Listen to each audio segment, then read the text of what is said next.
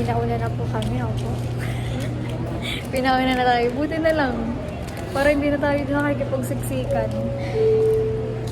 Hello everyone, this morning the last train is for flight 5J.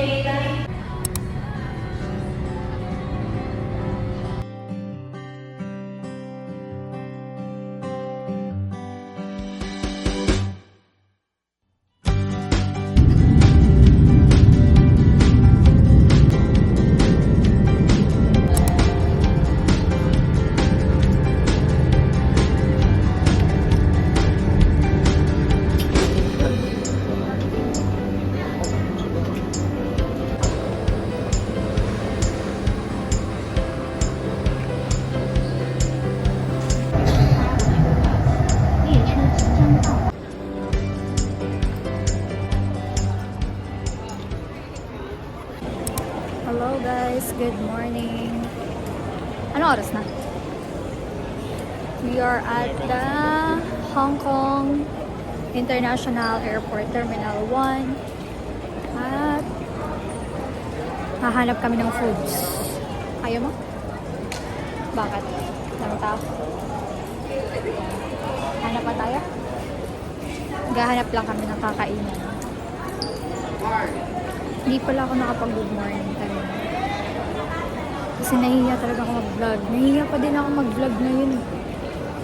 Kaya lang idea. Hindi naman nila ako kilala. Hindi ko rin naman sila makikita ever. So, mag-vlog na tayo. Wala kami makitang food. Oh, McDo na lang tayo pagdating natin dun. McDo pa din. Mamaya na lang, nahihiya na talaga ako.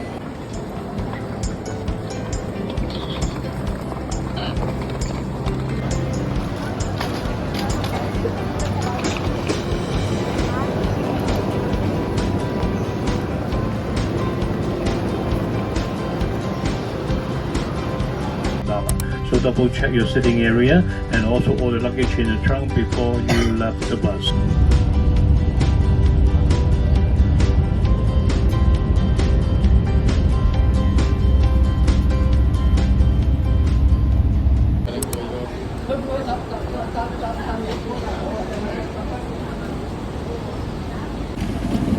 Finding McDo.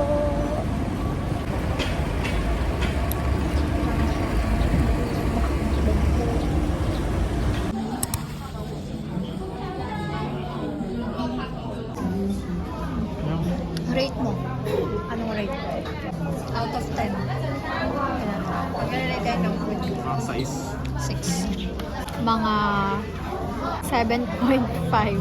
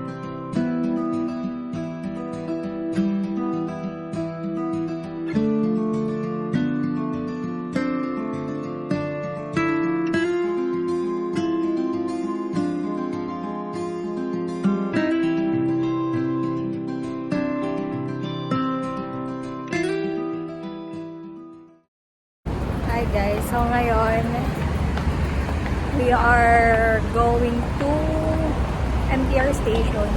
Nahanap lang namin kung saan yung MTR station na pupuntahan namin, kung nasaan yung tren, and bahala na kung saan kami pupunta. Pero papunta kami ng Mongkok, kaya lang di namin alam kung nasaan yung tren. Let's see.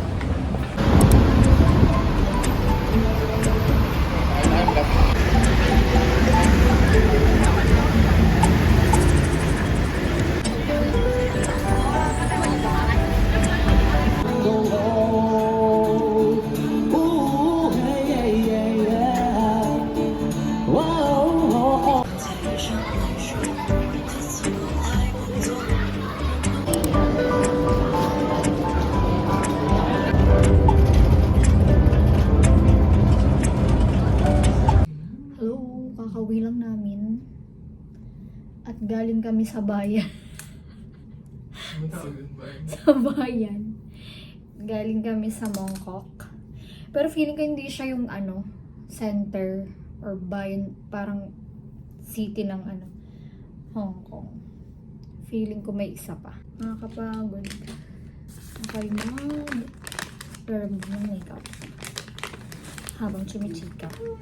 Dahil hindi pa ako nakaka-check sa inyo. Buhat airport hanggang dito. Hindi ako mag-video. Hindi ako mag-video sa totoo. First time kaya mag-walking vlog if ever. Gamit lang ako ang pambansang makeup remover.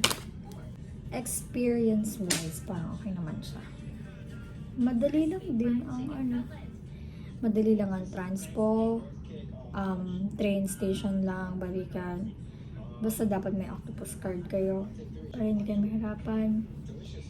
And then, tanong-tanong lang, although medyo nahirap silang kausap. Kasi kahit nag-English na sila, hindi mo pa din maintindihan. I-insert ko na lang dito siguro yung mga apps na dapat nyo i-download once you go to Hong Kong. Kasi it's very helpful, lalo na yung Google Maps, Google Translate, yung MTR station para alam nyo kung saan station kayo pupunta, nasaan na kayo. Tapos, di ko pa natatry yung Disney app. Parang nandun yung map ng Disney Hong Kong kung saan kayo pwede pumunta, so yun na rin, tignan nyo. Tapos Klook, dahil pag if ever na may mga gusto kayo puntahan or bilhan ng mga tickets, ganyan, okay din si Klook. Kasi less hassle siya, hindi ka napipila. Although wala namang pila. Kaya lang, less hassle siya talaga. Lang naman, pupunta sa Mongkok, lakad-lakad lang. Noong una, naghahanap kami ng street foods, yung mga street foods. Pero parang wala. Parang siya, yung mga stall, talaga sila sa tabi-tabi, ganyan.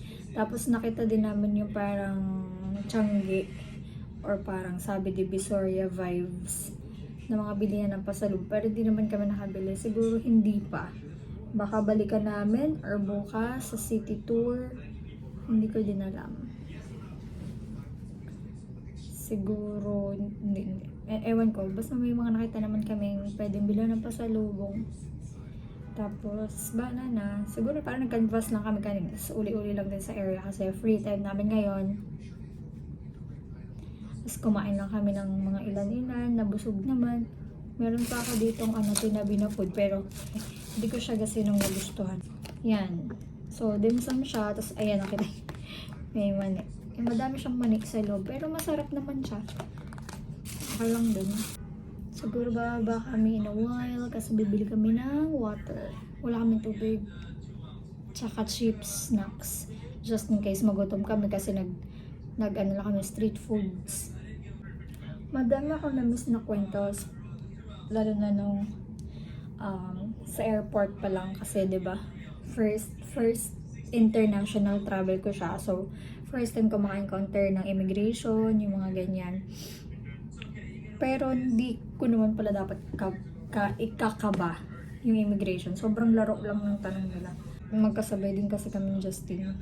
So, tinanong nila kung ilang years na kami, kung nakakapag-travel ba kami dalawa, kung daw may proof kami na magkasama kami dalawa nagta-travel, ganyan. Tapos, niloloko nila kasi para daw hindi ako yung nasa picture. Tama, Parang sabi nung isang immigration, kasi nakasalamin daw ako, parang hindi daw ako yan. Yun lang. Tapos hinanapan lang din ako ng ID sa school or COE. Pero pareho ako namang ibinigay kasi meron ako pareho. And then, okay na. Tapos pagdating namin sa Hong Kong, dito sa immigration, walang imik-imik, as in wala. Pakita mo lang yung ano mo, passport. Passport na pinakita natin doon, di ba? Sa immigration ng Hong Kong. Oh. Nagulat nga ako sa akin, parang ang tahimik, parang walang umiimik. Yun pala, wala talagang umiimik kasi bibigay mo lang yung passport, titignan ka lang nila kung ikaw yung nasa picture, tapos may tatype na sa yan, babalik na sa'yo yung passport. So wala ka talagang ibang sasabihin, hindi mo na kailangan kabahan.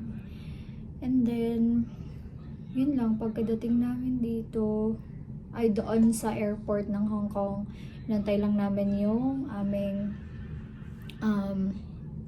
tour guide, yata yung tawag. And then inipon-ipon lang kami. Tapos dalawa yung hotel na kasama niya kasi parang isang bus kami.